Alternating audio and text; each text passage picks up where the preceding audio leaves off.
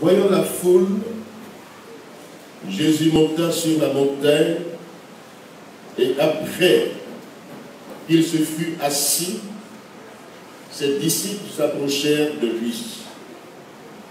Puis, ayant ouvert la bouche, il les enseigna et dit: Heureux les pauvres d'esprit, car le royaume des cieux est à eux. Heureux les affligés, car ils seront consolés. Heureux les humbles de cœur, car ils hériteront la terre. Heureux ceux qui ont faim et soif de la justice, car ils seront rassasiés. Heureux les miséricordieux, car ils obtiendront miséricorde. Heureux ceux qui ont le cœur pur, car ils verront Dieu. Heureux ceux qui procurent la paix, car ils seront appelés fils de Dieu. Heureux ceux qui sont persécutés pour la justice, car le royaume des cieux est à eux. Heureux serez-vous lorsqu'on vous outragera, qu'on vous persécutera, et qu'on dira faussement de vous toutes sortes de mal à cause de moi. Réjouissez-vous et soyez dans l'allégresse, parce que votre récompense sera grande dans les cieux. Alléluia. Que Dieu bénisse sa parole. Nous avons là ce matin des principes de vie, du gouvernement du roi, les principes qui gouvernent le royaume de Dieu. Les béatitudes, paroles heureuses, sont le résumé de la Bible. Matthieu chapitre 5, Matthieu chapitre 6, Matthieu chapitre 7. Ces paroles heureuses sont des qualités de vie, des vertus, des valeurs morales et spirituelles que le Seigneur mentionne dans cette liste. Jésus-Christ parle du royaume, son programme de gouvernement, son programme de société, les principes du gouvernement du roi des rois. Alléluia. Donc nous avons là les principes du gouvernement du roi. Les principes qui sont des qualités de vie, des vertus, des valeurs morales et spirituelles qui fondent le royaume de Dieu. Les béatitudes sont des paroles heureuses et elles ont été écrites, des discours qui ont été dits par le Seigneur lui-même sur la montagne, quand il s'est assis dans la position d'autorité. Ses disciples sont approchés de lui et là il a ouvert la bouche et il a enseigné. Il a donné cet enseignement que j'ose dire qui est le résumé de toute la Bible. Amen. Le résumé de toute la Bible. Et à la fin de ce discours, il dit ceci. Matthieu chapitre 7. Vous pouvez lire le contexte, chapitre 5, chapitre 6 et chapitre 7. À la fin de ce discours, il donne deux paraboles. Sinon, une parabole qui concerne deux attitudes de vie devant ce discours. C'est pourquoi quiconque entend ces paroles que je dis et les met en pratique sera semblable à un homme prudent qui a bâti sa maison sur le roc. La pluie est tombée, les torrents sont venus, les vents ont soufflé et sont jetés contre cette maison. Elle n'est point tombée parce qu'elle était fondée sur le roc. Alléluia. Mais quiconque entend ces paroles que je dis et ne les met pas en pratique sera semblable à un homme insensé qui a bâti sa maison sur le sable. La pluie est tombée, les torrents sont venus, les vents ont soufflé et ont battu cette maison. Elle est tombée et sa ruine a été grande. Ce matin, soyons des auditeurs qui soient conscients de ce que Dieu dit. Amen. et qui ont le désir de mettre en pratique ce que le Seigneur nous dit ce matin. Que celui qui a des oreilles pour entendre, écoute ce que l'Esprit dit aux églises. Amen. L'Église a besoin d'un facteur important en son sein. Dans ce discours, il y a un aspect ce matin que je vais souligner. Un aspect qui est l'objet de la recherche aujourd'hui dans le monde. Le monde cherche cet aspect important, qui fait partie du programme de gouvernement du Christ, des principes de son gouvernement et de son royaume. Il dit au verset 9 du chapitre 5, le verset 9, que nous réalisons encore, ce sera le thème ce matin de ma prédication. Matthieu chapitre 5, verset 9. Heureux ceux qui procurent la paix, car ils seront appelés fils de Dieu. Amen. Heureux ceux qui procurent la paix, car ils seront appelés fils de Dieu. J'ai choisi ce matin un aspect du discours du Christ, un élément de ce discours. Et j'ai fait un rapprochement. Vous voyez, c'est important ce qu'il dit dans ce verset. Si nous sommes artisans de paix, nous démontrons que nous sommes réellement enfants de Dieu. Amen. Si nous sommes des personnes qui recherchent la paix, nous démontrons notre filiation. Nous sommes fils et filles du Dieu vivant. C'est pas ce matin, soyons de ceux qui procurent la paix ce matin. Amen. Qu'est-ce que la paix? La définition du mot paix, il y a 4 définitions que j'ai prises. Premièrement, c'est le rapport entre personnes qui ne sont pas en conflit, en querelle, qui ont un accord parfait, une concorde, une entente. Ils ont fait la paix. Ils sont en paix. Les relations sont conviviales, fraternelles, exemptes de conflits, de querelles. C'est une entente parfaite. On parle de paix. Deuxième définition. Rapport calme entre les citoyens d'un pays. Absent de troubles, de violence. Il y a la justice. La justice et la paix s'embrassent. Amen. Absent de troubles dans un pays, de violence. Et dans ce pays doit régner la justice. Les rapports sont calmes entre les citoyens. On parle de paix. Troisièmement, le mot paix est opposé à la guerre. Situation d'une nation, d'un État qui n'est pas en guerre. Rapport entre États qui jouissent de cette situation d'accalmie, de recherche de la paix. On peut essayer de traiter de paix, des pourparlers de paix entre belligérants. La trêve qui s'engage après ce traité de paix, cette situation dont jouissent ces États, cette situation pacifique est appelée aussi de ce mot aimer la paix. Alléluia. Amen. Aimons la paix. Soyons opposés à la guerre. Vivons dans notre nation dans une situation de calme.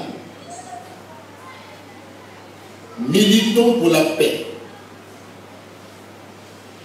Tout doit passer par le dialogue l'entente dans une nation. Alléluia.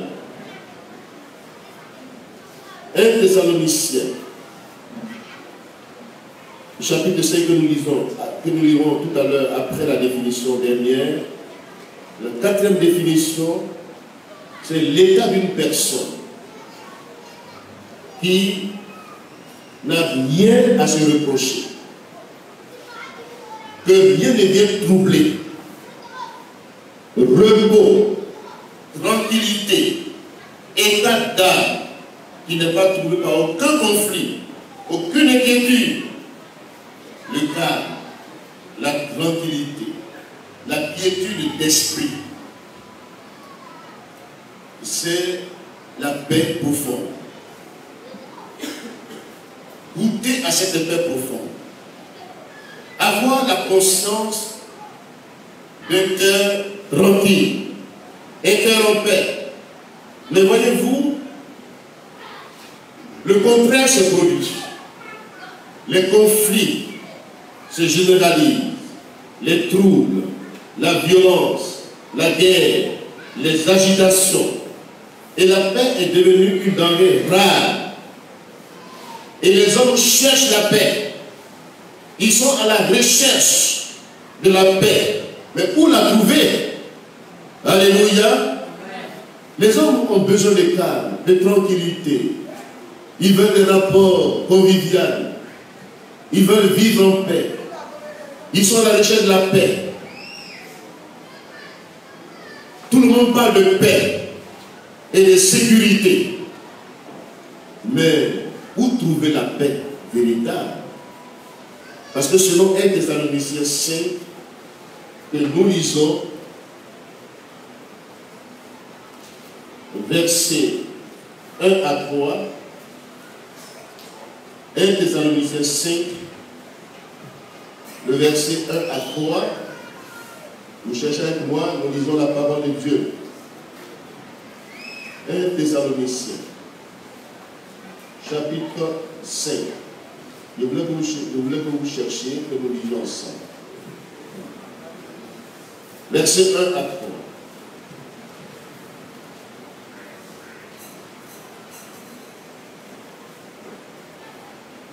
Pour ce qui est des temps et des moments, vous n'avez pas besoin, frères, qu'on vous en écrive, car vous savez bien vous-même que le jour du Seigneur viendra comme un voleur dans la nuit. Le verset qui nous intéresse, le verset 3. Quand les hommes diront paix et sûreté, alors une rue soudaine les surprendra. Comme les douleurs de l'enfantement surprennent la femme enceinte.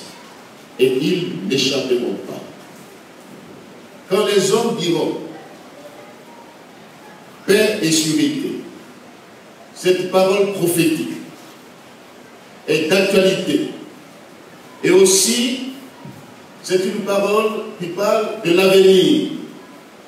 Quand les hommes diront sur la terre paix et sûreté, alors une ruine soudaine les surprendra. Tout le monde parle de paix. Mais la Bible dit dans Ésaïe 48, verset 22, il n'y aura pas de paix pour le méchant. Il n'y a pas de paix pour les méchants. Depuis 34 siècles durant que notre monde existe, il y a eu plus de 8000 traités de paix qui ont été signés par les nations. Mais les 2 guerres mondiales nous ont prouvé que cette paix n'est pas des efforts humains. Cette paix n'est pas de la volonté humaine. Des efforts pour construire des relations de calme, d'entente, d'accord, des relations conviviales. Parce que la Bible affirme que si nous demeurons dans la méchanceté, nous n'aurons pas de paix. D'abord, la paix profonde et la recherche de tout homme, l'état de l'âme, qui n'est pas troublé par aucun conflit interne aucune inquiétude. Ce calme, cette tranquillité de l'esprit n'est pas une idée. Ce n'est pas des efforts. Et c'est pourquoi la signification que donne la Bible de la paix. Nous allons voir maintenant qu'est-ce que la Bible dit. La paix que Dieu donne. La paix que le Seigneur donne. Jean chapitre 14, verset 27. Jean chapitre 14, verset 27.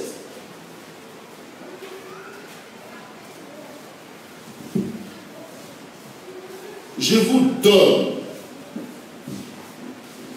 je vous laisse la paix. Je vous donne ma paix. Je ne vous donne pas comme le monde donne. Que votre cœur ne se trouble point. Alléluia. Que votre cœur ne se trouble point et ne s'alarme point.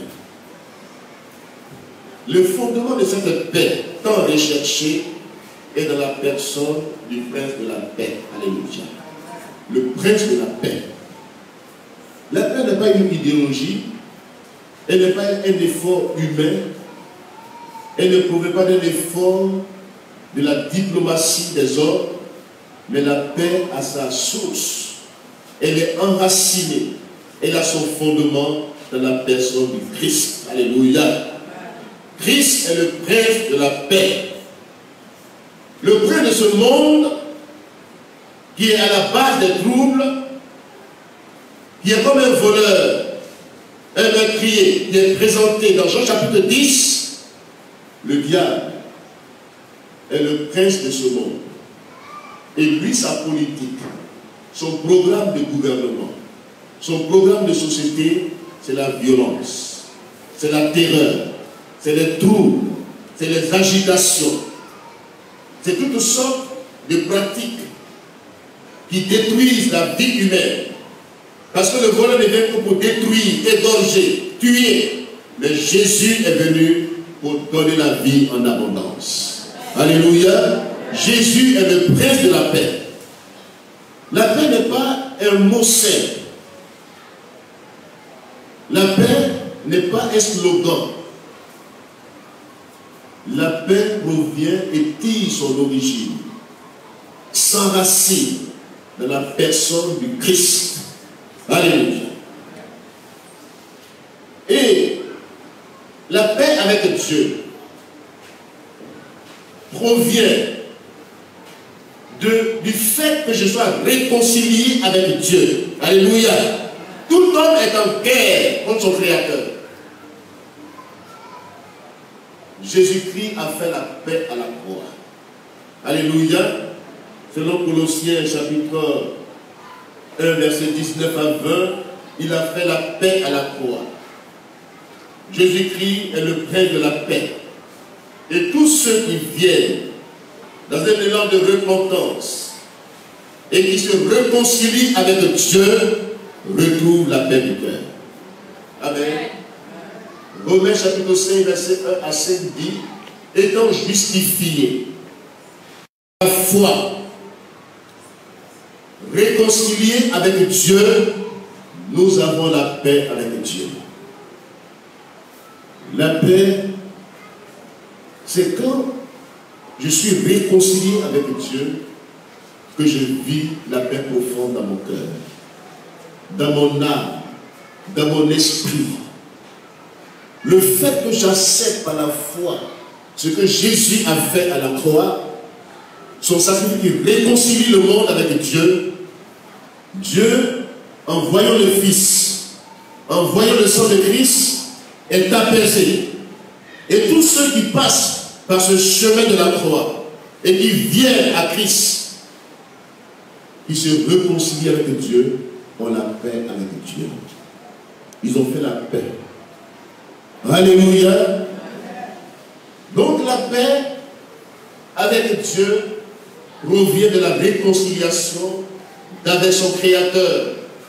Aussi longtemps que je suis en fuite, que je fuis la notion de Dieu, sa présence, que je demeure dans un conflit avec mon Créateur, Parce que la source du conflit, c'est la désobéissance, c'est le péché.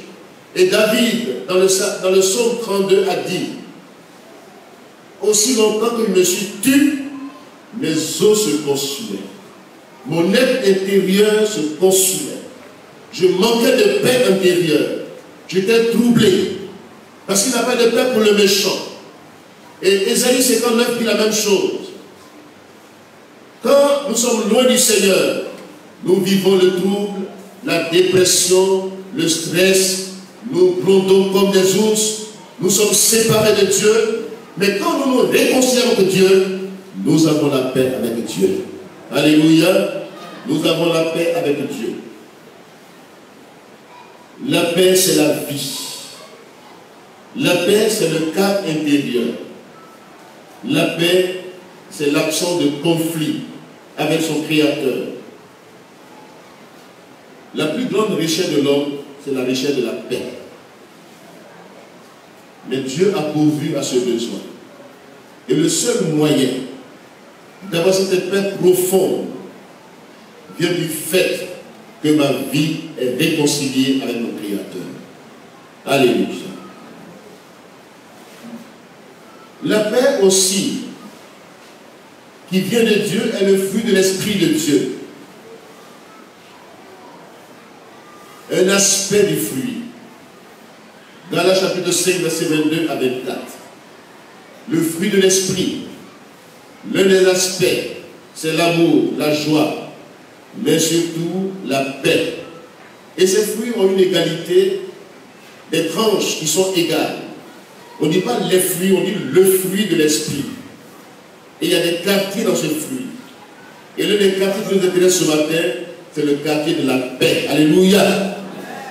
La paix de l'esprit, la paix de l'âme, la paix qui vient du fait d'être réconcilié avec Dieu, d'avoir Christ en soi, c'est l'espérance de la gloire. Alléluia. Que Jésus habite mon cœur réellement. Que ma vie soit réconciliée avec Dieu. Et le fruit de l'esprit vient et prend racine en moi. J'ai l'amour de Dieu dans mon cœur. La joie inonde mon cœur. La paix m'inonde. La tranquillité, le repos m'habite pleinement. Et cela fonde mon assurance. Alléluia. Je suis assuré. Puisque la source de paix est en moi. Le fondement de la paix est en moi. Le prince de paix, je l'ai reçu dans mon cœur. J'ai posé l'acte de foi et de repentance.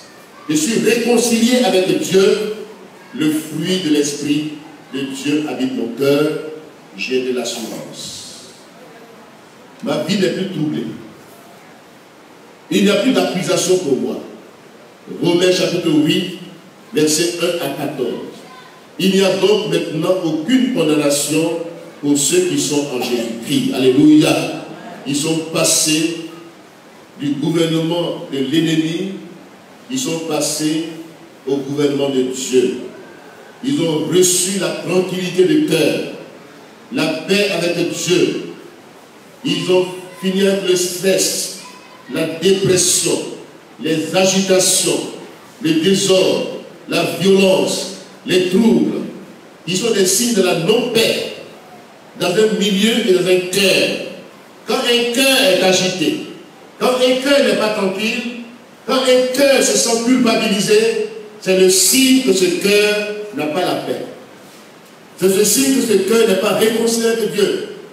Ce matin, que ton cœur soit en paix. Que tu sois réconcilié avec Dieu. Que tu prennes conscience de ta relation avec ton Créateur. Ne sois pas en fuite. Si tu es en fuite, tu manqueras de paix intérieure. Mais si tu reviens au Seigneur, tu retrouves la paix intérieure, la paix de l'âme, la paix de ton esprit. Alléluia. Tu as de l'assurance.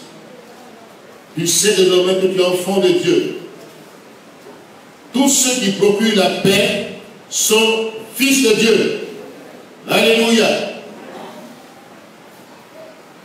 Les qualités de vie, ces vertus morales et spirituelles, présentées par le Christ, le prince de la paix, il démontre ici, dans ce sermon sur la montagne, que ses valeurs, ses vertus, ses valeurs spirituelles ne sont pas externes.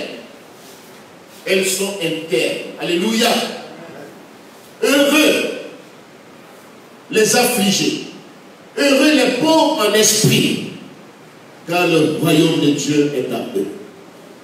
Heureux, parce que tu es heureux. Cette joie, ce bonheur n'est pas extériorisé, parce qu'on n'est pas externe, mais c'est un bonheur interne. Alléluia. Tu vis dans la paix, tu vis dans la bénédiction, tu vis dans la tranquillité intérieure. Tu es heureux. Alléluia. Heureux. Tu ne cherches pas à paraître. Tu ne cherches pas à faire d'abord, mais tu dépends de ton Créateur. Alléluia. Tu ne vis pas dans les apparences qui trompent. Tu ne dépends pas de tes propres efforts. Tu n'as pas en toi un esprit religieux, un esprit de façade. Mais tu dépends consciemment de Dieu. Tous ceux qui dépendent consciemment de Dieu, du témoignage intérieur du Saint-Esprit, qui ne sont pas condamnés par leur cœur, vivent la paix avec Dieu. Ils sont. Ils ne font pas seulement. Ils ne paraissent pas seulement. Mais ils sont. Ils vivent. Alléluia. Ils vivent. Parce que Dieu est. Dieu vit. Et celui qui entre en relation avec son Créateur vit. Alléluia. Tous ceux qui sont conduits par l'Esprit de Dieu sont fils de Dieu. Ces personnes qui dépendent consciemment de leur Créateur, qui écoutent la conscience et le témoignage intérieur du Saint-Esprit, qui sont conduits par l'Esprit de Dieu, vivent la paix intérieure, sont fils du Dieu vivant, sont heureux naturellement. Et ces personnes-là, de manière logique, normale, naturelle, procureront la paix autour d'eux. Alléluia. Si je suis en paix avec Dieu, si je dépends de Dieu, si je suis réconcilié avec mon Créateur, c'est tout à fait normal et logique qu'autour de moi, je sois instrument de paix. Alléluia. Je serai heureux dans mes activités. Quand je procure la paix autour de moi, je montre aux autres comment ils peuvent avoir la paix avec Dieu. Alléluia. Je montre à ces personnes qui sont à la recherche de la paix et qui pensent que la paix c'est des efforts, qui pensent que la paix c'est des mots, c'est des paroles, c'est des idées. Si je suis réellement l'instrument que Dieu utilise, je peux montrer à ces personnes comment elles peuvent entrer en paix avec Dieu. Je procure la paix autour de moi. Alléluia. Heureux suis-je. Si je suis un instrument de Dieu qui procure la paix autour de lui, je suis heureux. Alléluia. Je montre à ces personnes comment avoir la paix intérieure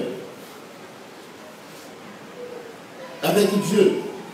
Et aussi comment avoir des relations conviviales. Comment transmettre cette paix autour de moi, dans mes relations. Je possède quelque chose que les autres n'ont pas. Je possède en moi la vie, le fruit de l'esprit. Je suis artisan de paix. Je suis réconcilié avec Dieu. Alléluia. Si quelqu'un est en Christ, il est une nouvelle création. Les choses anciennes sont passées dans sa vie et tout devient nouveau dans sa vie. Il est réconcilié avec Dieu et il reçoit le ministère de la réconciliation. Alléluia. Il possède les qualités du royaume de Dieu. Il devient héritier de ce royaume. Il reçoit la consolation. Quand les moments sont difficiles, dans ce texte qu'on a lu tout à l'heure, c'est les implications logiques. Cette personne vit la tranquillité, elle vit le repos, malgré autour de lui tout chamboule, malgré qu'autour de lui il existe des pleurs, des lamentations. Même si elle est affligée, elle sera consolée, cette personne. Alléluia. Même si elle est affligée, parce qu'elle procure la paix autour d'elle, parce qu'elle montre aux hommes comment entrer en paix, en relation avec Dieu, comment entretenir une bonne relation, cette personne-là, même si elle est affligée, elle sera consolée. Amen. Elle héritera le royaume de Dieu. Même si elle a fait de justice, elle sera rassasiée. Alléluia. Si elle a un cœur pur, elle verra Dieu. Alléluia. Si elle est persécutée pour la justice, le royaume de Dieu appartient à cette personne. Même si elle est outragée pour le nom du Christ, elle se réjouira. Alléluia. Parce que la joie n'est pas conditionnée par ce qu'on a. Parce que la paix qu'on a ne dépend pas des choses extérieures, de l'avoir, du matériel, des choses qui sont apparemment belles, n'apportent pas la paix du cœur. Si l'argent apportait la paix, mais ceux qui en ont seront tranquilles. Plus on en a, plus on est agité. L'argent n'est pas le bonheur de l'homme. Amen. Amen. Les gens pensent que c'est l'argent qui va faire leur bonheur. Plus ils en ont, plus ils sont agités. Plus ils sont insatisfaits. Parce qu'ils pensent avoir la tranquillité par l'avoir, par tout ce qu'ils donnent. Mais c'est le paraître qu'ils cultivent. Ils ne sont pas. Ils n'ont pas l'être en eux. Il y a un vide en eux. Il y a un manque en eux. Et ce manque-là ne peut pas être comblé par ce qui est matériel. Ce manque est spirituel. Il faut la personne du Christ. Le prince de la paix. Et tous ceux qui ont reçu le Christ dans leur cœur deviennent artisans de paix autour d'eux. Ils amènent les hommes à être réconciliés avec Dieu. Alléluia. Amen. Même s'ils sont affligés, même s'ils ont des difficultés dans leur marche, même s'ils sont pauvres, pas seulement d'esprit, même s'ils sont humbles, même s'ils manquent quelque chose de matériel, ils ont en eux le contentement. Alléluia. Ils se plaisent dans toutes les conditions de la vie. Ils ne se lamentent pas. Ils ne se plaignent pas. Ils ne s'inquiètent pas. Ils ont le secret de la paix intérieure. Ils savent se décharger sur le Seigneur de tous leurs soucis, inquiétudes. Dieu prend soin de leur vie. Ces personnes-là, Dieu les cherche aujourd'hui dans l'Église et dans nos nations. Amen. Ces personnes-là, le monde les cherche. Des artisans de paix. Ils sont miséricordieux. Ils exercent la miséricorde envers les autres.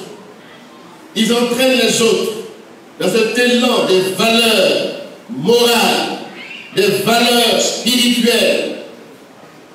Ils sont à la recherche de la paix et de la sanctification continuelle. Alléluia.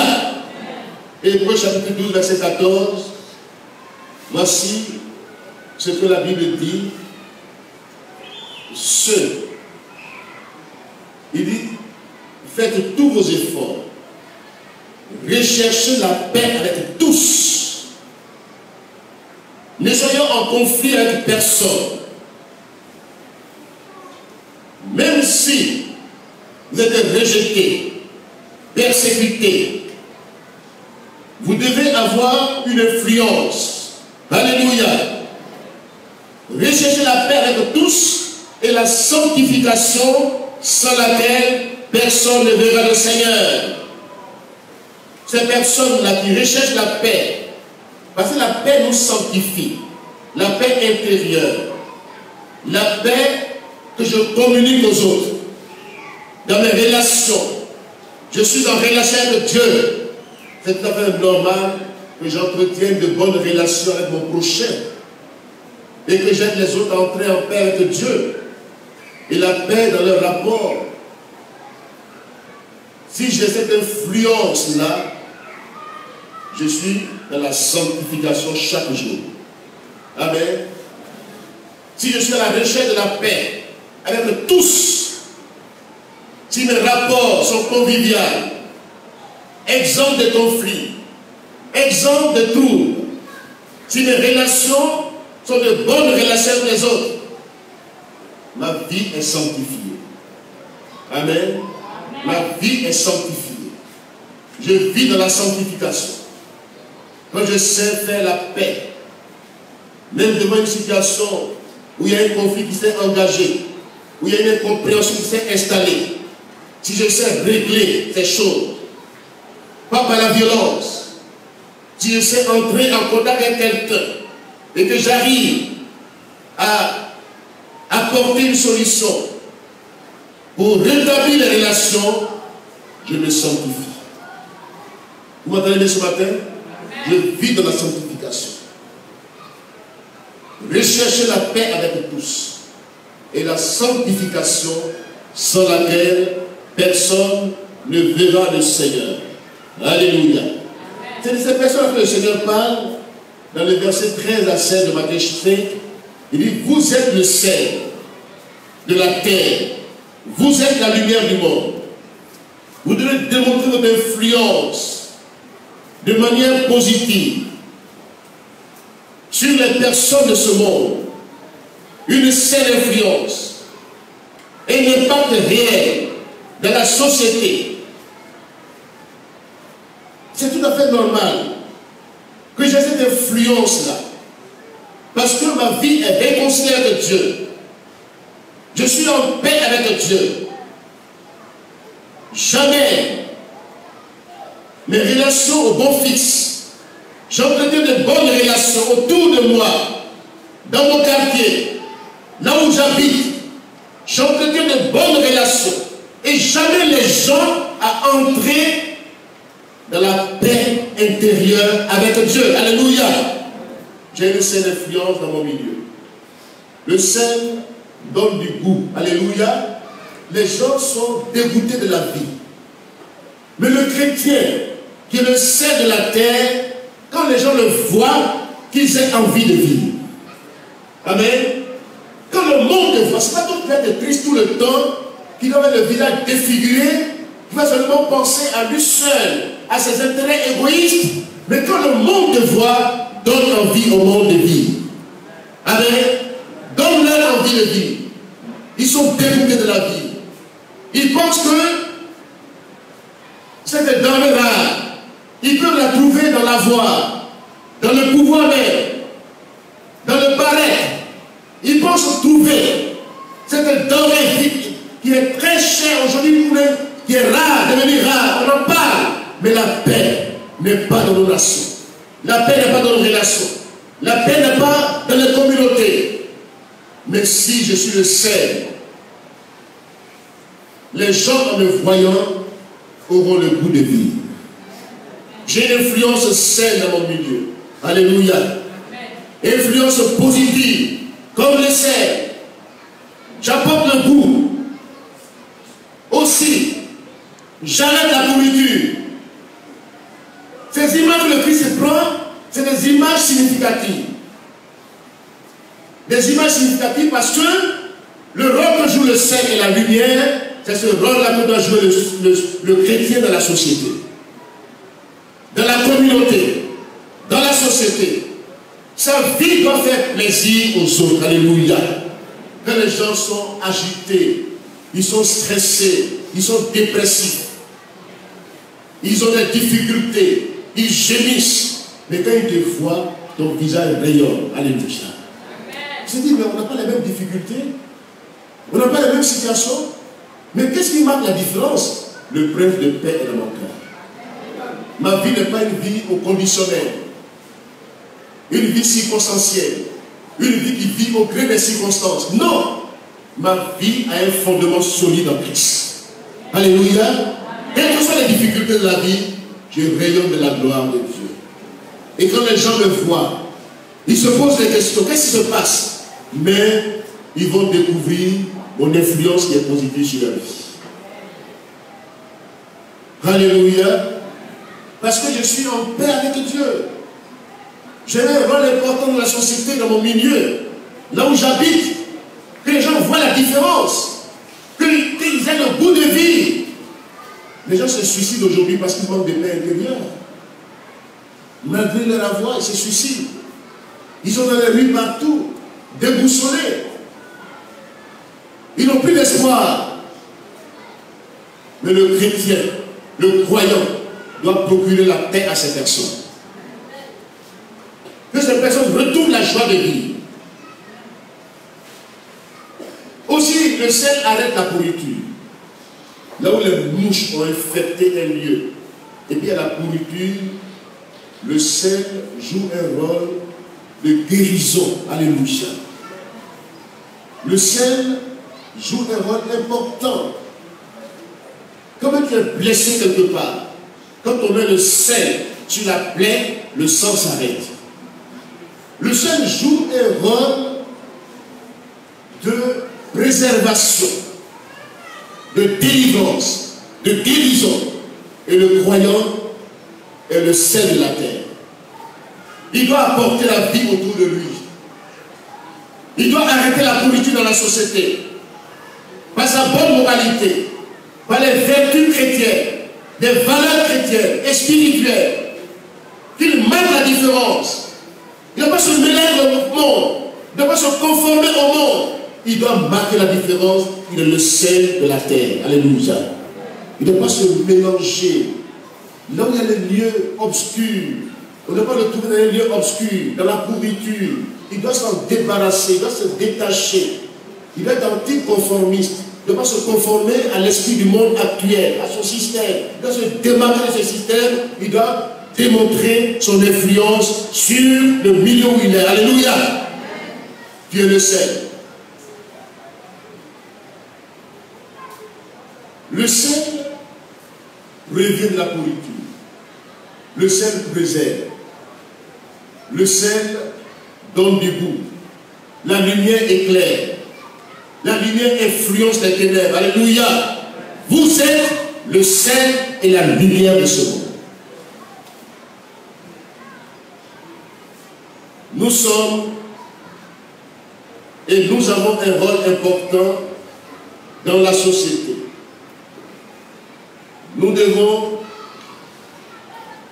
marquer la différence. Nous ne devons pas nous mêler. Non pas nous identifier de manière négative. Non pas tomber dans la mode actuelle du monde. Nous devons nous démarquer de tout le système du monde et apporter la vie à ce monde. Alléluia. Les obstacles et les causes, la non-paix, des crises, des troubles, même au sein des communautés dites évangéliques. La cause des crises, les obstacles à la paix. Premièrement, le manque de vraie conversion. Le manque de vraie conversion. Il y a un homme dans la Bible qui s'appelait Saul de Tarse. Il n'était pas converti. Il avait un zèle amer. Il pensait servir Dieu. Mais il servait les intérêts du diable. Il était poussé par l'ennemi. Il pensait servir Dieu. Parce que si ton zèle est amer, s'il n'y a pas une vraie conversion, s'il n'y a pas un autre foi dans ta vie et un maintenant, si c'est un mélange qui t'habite, ta vie sera un obstacle à la paix. Amen. Ta vie sera un obstacle à la paix. s'il n'y a pas de vraie conversion dans ta vie, s'il n'y a pas d'abandon de ta vieille nature, sinon, s'il n'y a pas de séparation entre toi et ton passé, si tu es la même personne, or si quelqu'un est en Christ, il devient une nouvelle créature. Alléluia. Les choses anciennes sont passées. Mais si pour toi tout demeure pareil, il n'y a pas de changement, tu deviens un obstacle à la paix dans tes relations. Parce que tu n'as pas fait la paix avec Dieu. C'est un obstacle. Ta vie est un obstacle. Tu peux accompagner les autres. Et quand il s'agira de rétablir une relation, ce sera difficile. Ce sera difficile. Parce que tu vas prendre les armes que le monde utilise. Qu'il y a une fracture quelque part, qu'il y a une crise quelque part, toi, ce sont les vilains sentiments que tu entretiens. Tu prends les armes de haine, de méfiance, d'hypocrisie. C'est ces armes-là que tu utilises. Et tu refuses de rétablir une relation. Tu n'es pas converti. Amen. Amen. Tu n'es pas converti. Tu peux prêcher l'évangile. Tu peux parler de Dieu.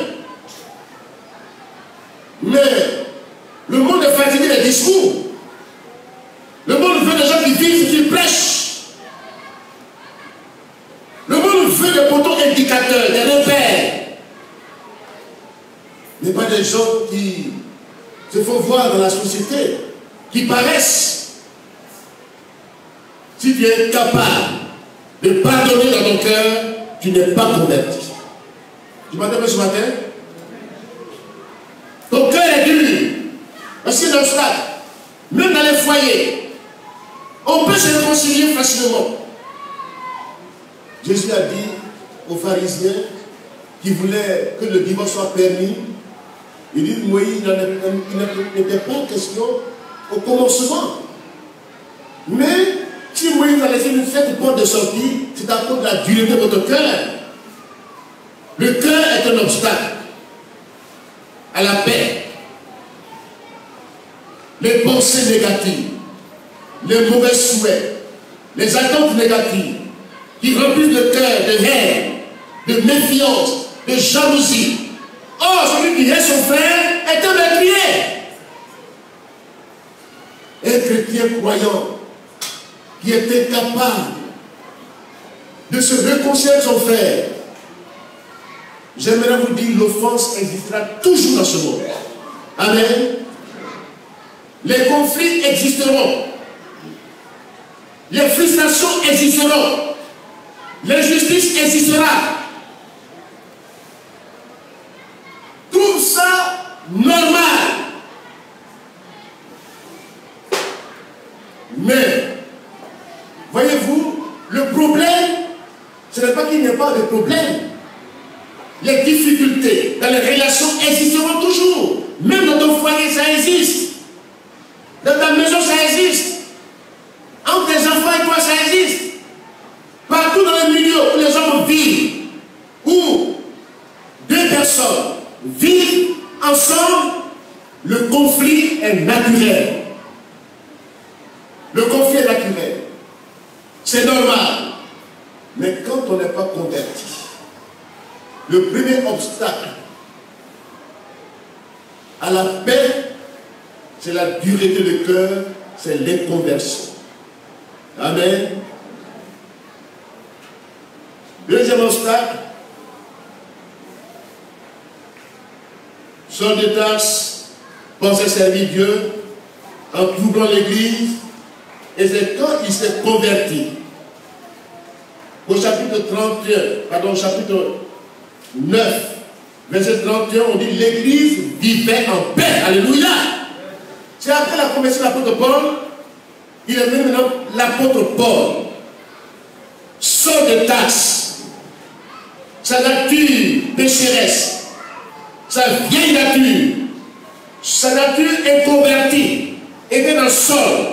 Mais quand il s'est converti, l'église vivait dans la paix. Amen.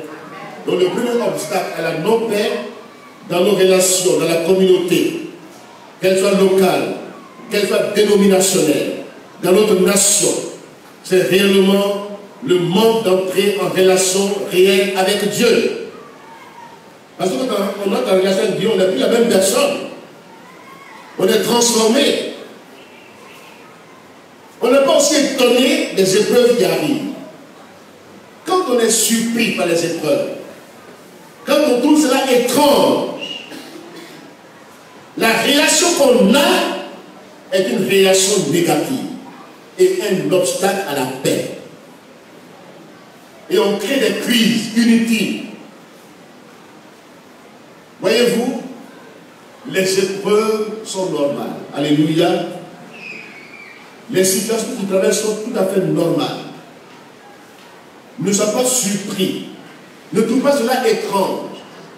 Et ne prends pas les devants par ta propre force. N'entre pas dans une attitude de défiance, dans une attitude conflictuelle. N'entre pas dans tes relations en employant la force et la violence. Même si tu trouves que ce n'est pas normal, même si tu trouves que tu es frustré quelque part, c'est normal. La gestion des conflits. Dans la gestion des conflits, c'est là surtout le problème. Sinon, le problème n'est pas dans les conflits eux-mêmes. Les conflits sont naturels. Les relations entre les hommes, il y a toujours des tensions. Mais c'est tout à fait normal, nous ne sommes pas au cimetière. C'est au cimetière qu'il y a la paix totale. Dis Amen. Va au cimetière, tu vas voir, tout est calme là-bas. Parce qu'il y a la mort là-bas. Mais là où il y a la vie, il y a du bruit. Alléluia. Mais nous ne sommes pas étonnés du bruit. C'est pour te former. C'est pour t'éduquer. C'est pour que tu puisses surmonter. Mais souvent, par nos réactions bizarres, nous subissons. Nous subissons. Et le troisième concept de la paix, c'est l'état charnel. L'immaturité spirituelle. On est immature. On est charnel. Et quand on est en face aux difficultés, on veut rester sur le plan charnel. La querelle est charnelle. Les divisions sont charnelles. Galates chapitre 5, versets 15 à 19. Le fruit de l'esprit est démontré plus loin. Mais les œuvres de la chair sont manifestes. Ce sont les querelles, les jalousies, les divisions. Et tout cela, tous ceux qui commettent de telles choses, n'hériteront pas le royaume des cieux. Alléluia. Ils n'hériteront pas le royaume des cieux. Voici les obstacles à la paix dans nos relations. Le manque de vraie conversion. Le manque de pardon. De réconciliation. Le manque de trouver normal une épreuve. Une frustration. On est indigné. On garde la rancune. On s'éloigne. On se sépare. Ce n'est pas de Dieu. On utilise les instruments que Satan nous prête. La haine. Ce n'est pas de Dieu. Que Dieu nous aide ce matin. Et puis aussi, il y a des obstacles à la paix. C'est qu'on aime trop écouter les hommes. On aime leur approbation. Et on chasse le roi du trône de nos cœurs. L'esprit d'Absalom. L'esprit d'Absalom règne aujourd'hui. L'esprit de révolte contre les pères règne aujourd'hui. C'est ainsi dans les temps. Les gens seront rebelles à leurs parents. Parents biologiques, parents spirituels. Ils vont se rebeller contre eux. Parce qu'ils pensent être arrivés. Tout le monde est grand à la fois. Quand on était bien hier, quand on avait bien hier, même quand on nous fait un reproche, on pleure. On se répand. Non, je dis, car après tu fais un reproche à quelqu'un, il se fâche contre toi. Il est prêt à claquer la porte. C'est l'esprit des derniers temps. On veut écouter les hommes. On est à soif de pouvoir. On veut régner. Tout le monde veut être grand à la fois. Et on chasse le roi du trône. On veut nos propres plans, notre propre vision, notre propre ministère. On veut créer notre propre royaume, qui n'est pas le royaume de Dieu. Parce que les vertus du royaume de Dieu sont différentes du royaume de ce monde. Les principes de gouvernement du royaume de Dieu sont différents des principes de gouvernement de ce monde. Un jour, Jésus était en face de ses disciples. Il cherchait la grandeur, l'élévation humaine, qui doit être plus grand pour écraser les autres. Le monde, ceux qui règnent aujourd'hui dans le monde, ils tyrannisent, ils dominent. Mais dans l'église, le chef est un bon exemple à suivre. Alléluia. L'un des problèmes qui amène les crises dans les communautés, crise de leadership, tout le monde veut être grand à la fois. On pense qu'on est arrivé. On crée du désordre dans l'église, du scandale. Et le monde se moque de nous.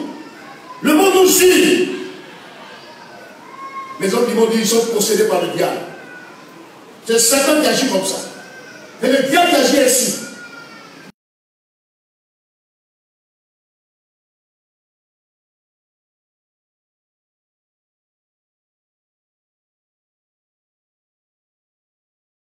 On ne défend pas Dieu.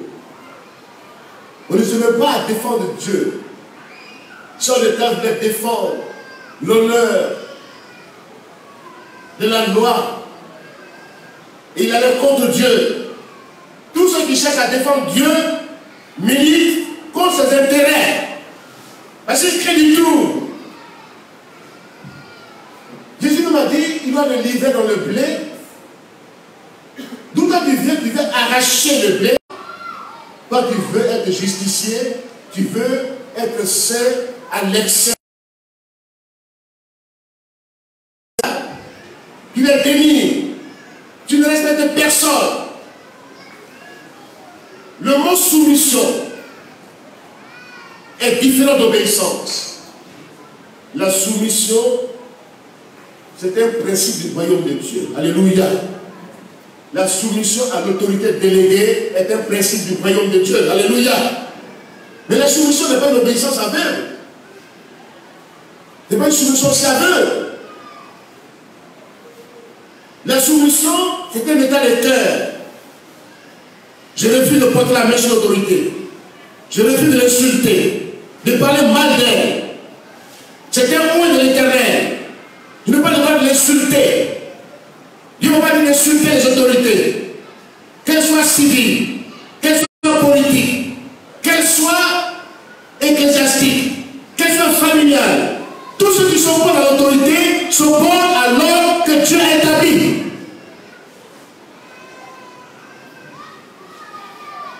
Que Dieu nous aide ce matin. Tout le monde pense que c'est arrivé. On méconnaît les lois, les règles. La rébellion méconnaît les lois, les règles. La rébellion, c'est la guérilla. Il n'y a pas de règles. Il n'y a pas de loi. Mais Dieu est un Dieu de règles. Alléluia. Amen. Dieu est un Dieu de loi, de principe. D'où vient aujourd'hui les gens qui pensent que Dieu n'a pas de règles? Ils font ce qu'ils veulent. Des syndicalistes sont ingérés dans la communauté. Mouvement syndicaliste. Revendication des droits. Oh, Dieu dit, renoncez à vos droits. L'un des problèmes à l'église aujourd'hui, c'est que tout le monde veut revendiquer ses droits. Tout le monde est grand à la fois. On écoute l'ordre. Et puis il y a l'esprit d'Achitophel qui s'est introduit à côté de Absalom, le rebelle, qui attaque le père. Il y a un conseiller qu'on appelle Achitophel. Lisez cela dans 2 Samuel 15 à 18. Quand vous êtes à la maison, lisez silencieusement, vous allez voir. Absalom, son esprit attaque le père, le chat du trône, et veut régner par cafouillard. Il est un conseiller. Lui, c'est conseil. Il a une sagesse humaine. Ces paroles sont prises comme paroles de l'évangile. Combien de faux sages dans l'église aujourd'hui? Ils ont une sagesse traditionnelle, humaine. Lisons dans Jacques chapitre 3. Vous me suivez encore? Vous m'entendez? Jacques chapitre 3. Les obstacles à la paix. Les blocages.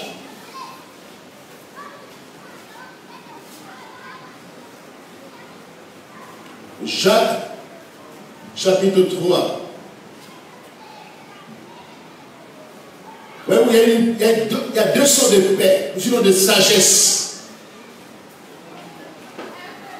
Il y a une sagesse humaine qui est conflictuelle. Jacques chapitre 3, verset 13. Lequel d'entre vous est sage et intelligent, qu'il montre ses œuvres par une bonne conduite avec la douceur de la sagesse. Mais si vous avez dans votre cœur un zèle amer et un esprit de dispute, ne vous glorifiez pas et ne mentez pas contre la vérité. Cette sagesse n'est point celle qui vient d'en haut, mais elle est terrestre, charnelle et diabolique. Voyez-vous, les gens ont vieilli dans l'église, mais ils n'ont pas grandi en sagesse. Ils sont immatures. C'est les enfants qui vont au cafouillage. C'est les enfants qui vont pas là. Mais les hommes ont la capacité de s'asseoir et de parler ensemble. Alléluia. Quand on est homme, quand on est responsable, quand on est conscient. Mais quand il y a une situation qui se présente, on n'est pas prêt à troubler, à faire cafouillage. Si c'est ça qui nous habite, on est des enfants. C'est comme à Corinthe. Le problème qui est à Corinthe, c'était leur immaturité spirituelle, leur état charnel, leur méconnaissance des choses de Dieu. L'esprit qui était à Corinthe habitait dans l'église. À tel point qu'on a sorti un mot qu'on appelle corinthisé. L'esprit de Corinthe, l'esprit de désordre dans tous les domaines de la société, elle était désordonnée. Et quand ils sont venus au Seigneur, ils ont transplanté les mêmes désordres. Au lieu de marquer la différence, ils ont transplanté les mêmes traditions. Quand tu as vécu la tradition humaine sur la tradition de tes parents, et que tu n'as pas été délivré réellement, tu as mis la même tradition de masque. Le masque, il a toujours raison. Il y en a qui n'ont pas la contradiction. On peut avoir des opinions différentes et être ensemble. Alléluia. On n'est pas obligé d'avoir la même pensée. On peut être différent. Le corps est différent. Le corps, il y a la différence. C'est la beauté du corps. Mais on ne dit pas, comme je suis différent, je couvre mon bras. J'ampute mon bras. Il y a des ministères d'amputation spirituelle qui amputent le corps de Christ, qui créent leur propre royaume, qui veulent régner sur leur propre royaume. Je suis frustré, je m'en vais. Tu n'es pas un homme de paix. Tu n'es pas mûr spirituellement. Tu ne recherches pas la paix. Tu blasphèmes le nom de Dieu. Et à cause de toi, les païens ne peuvent pas se convertir. L'Église a des problèmes de difficultés. Et les païens se moquent de nous aujourd'hui. Fermons les portes de l'enfer sur l'Église au nom de Jésus-Christ. Fermons les portes de la division, les portes de désordre. Au nom de Jésus-Christ. N'écoutons pas les Achitophèles. Ils donnent des mauvais conseils. Ils ont une sagesse humaine, traditionnelle, diabolique. Et quand ils ont demandé les gens, ils influencent de manière négative les gens. Non. Aujourd'hui, on est arrivé là, que chacun sache qu'il a un compte à rendre devant Dieu. Amen. De tels actes, Dieu va nous juger, il va nous juger en groupe. Vous dites, venez, votre club de syndicat. Vous allez juger votre club de syndicat. Venez. Les gens, le collectif. Et tant que je vais le juger, non. Chacun aura son jugement devant le tribunal de Dieu. Ma vie n'est pas menée à quelqu'un. Il ne suit pas la foule. Il ne suit pas un suiveur. Il y a tous les suivistes.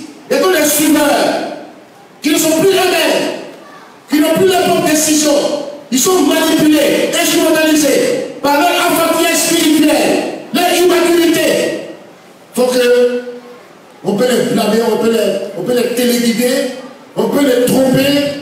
Quand quelqu'un dit une parole, il ne juge pas la parole qui sort. En même temps, il s'agarre, il suit. Non, ne soyez pas des suiveurs, soyez des disciples de Christ. Alléluia. Alléluia. Trop de paroles dans l'église aujourd'hui. Trop de suiveurs. Trop de bénis, oui, oui. Trop de peureux. Trop d'irresponsables. Trop d'enfants. Ils ont vieilli, mais n'ont pas grandi spirituellement. Dans leur sac, ils font comme les enfants. Ils créent un fleur ici. Ils vont ici tout. Ce n'est pas de Dieu. Que le sol soit vécu au nom de Jésus-Christ. Que l'esprit d'Absalom soit vécu au nom de Jésus-Christ. Que l'esprit des conseils d'Achitophel soit vécu au nom de Jésus-Christ. L'église a besoin de paix. Alléluia. Elle a besoin de paix pour se construire. Elle a besoin de paix pour se développer. La paix est un facteur de développement. Que ce soit dans la nation, que ce soit dans la communauté, dans les relations humaines. Qu'il y a la paix, il y a l'harmonie, il y a la croissance qualitative et quantitative. Alléluia. Que Dieu nous aide aujourd'hui. Recherchons la paix. Quittons les obstacles. Quittons le suivisme. Quelqu'un parle, il faut examiner ce qu'il dit. S'il te pousse, voyez-vous le champ de Dieu et le champ du diable, la frontière, c'est toi d'arrêter. Toi d'arrêter entre le champ de Dieu et le champ du diable. Les deux choses sont pas d'accord. Si tu ne fais pas attention, tu vas penser travailler dans le champ de Dieu et dans le champ du diable. Par ton zèle amer, par ta sagesse traditionnelle, par des réactions bizarres. Tu veux défendre tes droits. J'ai mes droits. J'ai ma volonté. J'écoute mon cœur. Je m'en fous de qui que ce soit. Je suis libre. Libertinage n'est pas liberté. Désordre n'est pas recherche d'un enfant de Dieu de la paix. Alléluia. Que Dieu nous aide ce matin. Procurons la paix autour de nous. Comment la procurer de manière concrète, de manière effective? Cette paix dont je parle ce matin. Comment la procurer autour de nous? Renoncez à vos droits. Amen. Renoncez à votre droit. Prenez votre croix. Prenez les situations toujours avec un état d'esprit positif. Prenez la vie du bon côté. Prenez votre croix. Suivez Jésus-Christ. Alléluia. Renoncez à vos droits. Droit à l'honneur, droit au prestige, droit, non. Ma vie est une vie de devoir. Alléluia. Renoncez à vos droits. Raison de temps en temps. Cherchez sa raison. En temps de conflit, chacun cherche sa raison. Renoncez à vos droits. Dites Amen. Renoncez à vos droits ce matin dans vos foyers. Là où vous êtes. Obéissez à Dieu. Vous serez artisan de paix. On t'a insulté. On t'a méprisé. On t'a frustré. Jésus a été plus frustré que toi. Amen. Mais Jésus n'est pas comporté de manière bizarre. Lui qui est Dieu, on a craché sur lui. On l'a flagellé. On l'a persécuté. On l'a rejeté. Mais il a dit, Père, pardonne-leur, elles ne savent ce qu'ils font. Le pardon réel, c'est oublier les offenses. Ce n'est pas les rappeler à tout au bout de chemin. Si tu as pardonné, oublie. Aime la contradiction au nom de Jésus-Christ. La pensée est plus unique. Que le roi revienne sur le trône de nos cœurs. Que Jésus-Christ prenne les règnes de l'Église. Alléluia. Amen. Que Jésus-Christ règne dans nos cœurs et dans son Église. Amen. Alléluia. Que le roi revienne, qu'il prenne possession de nos cœurs, de nos vies. Et puis quand Jésus prend possession de ta vie, tu es conduit par l'Esprit de Dieu. Tu es l'homme de paix. Tu concours à la paix. Tu transmets la paix autour de toi. Tu n'es pas quelqu'un qui cherche ses intérêts égoïstes. La grandeur. Pour toi, le secret de la vraie grandeur, c'est l'humilité. Le sentiment qui habite en Christ habite. Alléluia. Ce sentiment d'humilité, ces valeurs de loyauté, d'intégrité, de justice t'habitent. Et tu portes la vie autour de toi. Alléluia. Renonçons à nous-mêmes. Renonçons à nos droits. Prenons notre croix. Soyons des disciples. Suivons Jésus-Christ. Le chemin étroit. Le chemin difficile. Le chemin au bout duquel il y a la récompense. Alléluia. Beaucoup ne pensent pas à la récompense céleste. Ils ne mettent pas la manière. Il faut ce qu'ils veulent. Ils ne savent pas que Dieu va juger nos œuvres, va les faire passer par le feu. Ne bâtis pas du chaud, du fouet, de la paille. C'est des choses charnelles. Les attitudes charnelles en fin de conflit. Les réactions bizarres. La non-paix, instrumentalisation, manipulation. C'est le fouet, c'est le chaud, c'est la paille. Ces choses n'existent pas de nos jours. Mais bâtir de l'or. De l'or. La valeur de l'or. Des pierres précieuses. L'argent. Jésus-Christ va te récompenser au dernier jour. Heureux ceux qui procurent la paix, ils seront appelés enfants de Dieu. Fils et filles du Dieu vivant. Dans tes relations, ne coupe jamais tes relations. Ce matin, toutes les personnes avec lesquelles tu ne parles plus, parce qu'elles t'ont fusé quelque part, fais la démarche de cette personne. Va vers elle. Rétablis tes relations avec tout le monde. Sois en paix avec tout le monde. C'est une preuve que tu vis dans la sanctification, que tu as atteint la perfection, la maturité spirituelle, que tu ne fais pas tout dans les doctrines, mais que tu demeures en Christ, ces paroles demeurent en toi, tu les appliques, tu as bâti sur le roc. Quelles que soient les tempêtes et les vents, ta maison résistera. Résistera à l'apostasie actuelle. Résistez à la séduction actuelle. Résistez à l'ennemi et il finira loin de votre vie. Que Satan vienne, mais qu'il ne trouve rien en moi, que ma vie dérange le royaume de Satan, que ma vie dérange la puissance de Satan, que ma vie apporte des relations saines autour de moi. J'aimerais vous dire pour terminer, Dieu est relation.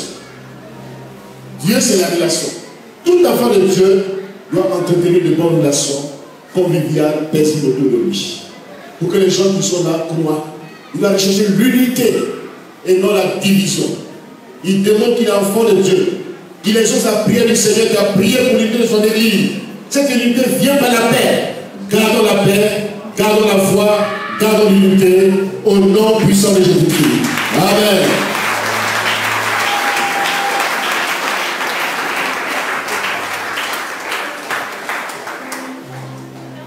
Nous allons nous ensemble, nous allons prier le Seigneur.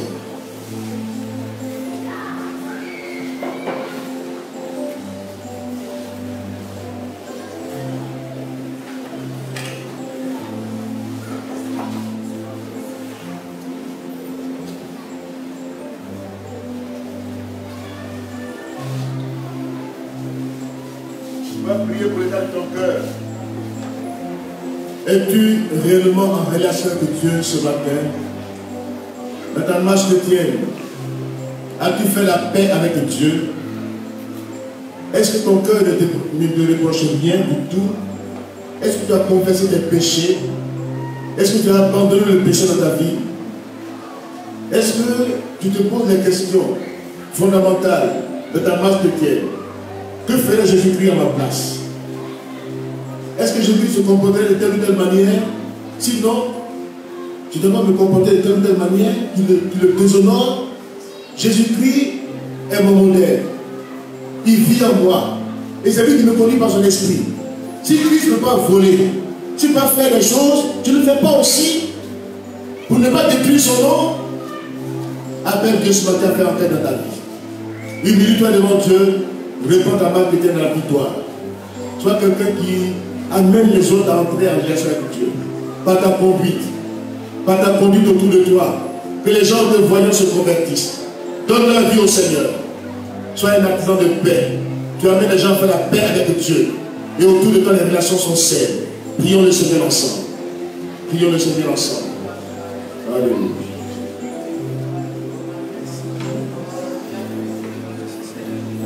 Seigneur, fais de nous des artisans de paix. Communicateurs de paix autour de nous. Des artisans de paix qui apportent la paix et non les troubles et non la violence. Seigneur, transforme mon cœur, transforme ma vie. Que le sang de tasse quitte ma vie pour que Paul naisse, le leader apostolique, qui malgré les souffrances, malgré les épreuves, a résisté, a tenu ferme jusqu'au bout. Seigneur, aide-moi. Aide-moi, Seigneur. Aide-moi, Seigneur, à marcher dans la vérité. Que les principes de vie de ton royaume m'habitent. Les principes de vie de ton royaume m'habitent. Que l'esprit d'humilité, l'esprit de service habite mon cœur. Viens à mon secours, Seigneur. Que ma vie demeure. Que ma vie te plaise. Que ma vie marche dans la vérité. Au nom de Jésus-Christ. Seigneur, agis par ta main puissante. Au nom de Jésus. Au nom de Jésus. Au nom de Jésus. Prie pour que les obstacles à la paix dans tes relations soient ôtés. Les obstacles à la paix dans tes relations soient ôtés ce matin. Que tous ceux qui sont en conflit avec toi, que tu rétablisses tes relations dans ta maison, avec tes parents, avec tes enfants, dans la communauté, dans l'église, les relations sociales, dans le monde. Que tu n'aies pas d'ennemis, que tu ne fasses pas des ennemis autour de toi, que tu ne haïsses personne, que tu aimes tout le monde, que tu pardonnes à tous ceux qui t'ont fait du tort, que tu pardonnes, que tu rétablisses des relations autour de toi, de bonnes relations. C'est un signe d'appartenance au Dieu vivant. Tu es fils ou fille du Dieu vivant. Ceux qui procurent la paix sont heureux. Ceux qui ont de bonnes relations sont heureux. Ceux qui marquent la vérité sont heureux. Ceux la justice sont heureux. Au nom de Jésus. Au nom de Jésus. Au nom de Jésus. Au nom de Jésus. Seigneur, ce matin, nous sommes à tes pieds. Nous reconnaissons nos faiblesses, nos manquements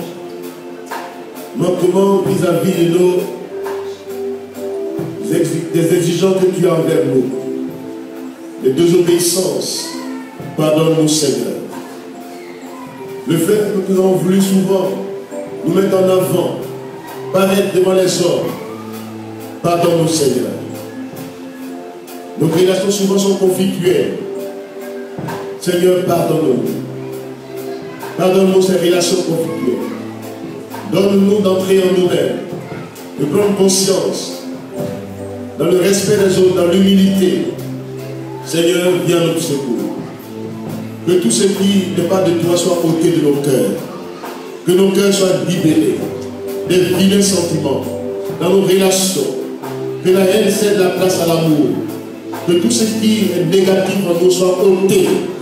Et que tu construis notre vie sur du solide. Bénis ta parole ce matin. Donne-nous la pratiquer dans notre vie. De la mettre en pratique. De vivre en paix. La paix avec Dieu. La paix dans nos relations. Amenons les autres à entrer en relation avec toi. Le ministère de la réconciliation. Que nous puissions pratiquer ce ministère autour de nous. Bénis ta parole. Bénis-nous, Seigneur. Bénis cette église. Que cette église vive de bonnes relations. Au nom de Jésus-Christ. Nous prions pour l'église de l'évêque. Dans son ensemble, nous prions que la paix revienne dans l'église. Au nom de Jésus-Christ. Que l'unité revienne. Que l'entente revienne. Que l'église soit un lieu de refuge, de convivialité, un lieu de bénédiction. Que le monde voit et croit que nous sommes un, que nous sommes en paix, que nous vivons la paix, que le monde est du coup. Béni soit-tu, Père, que toute la gloire nous revienne. Au nom de Jésus-Christ. Amen.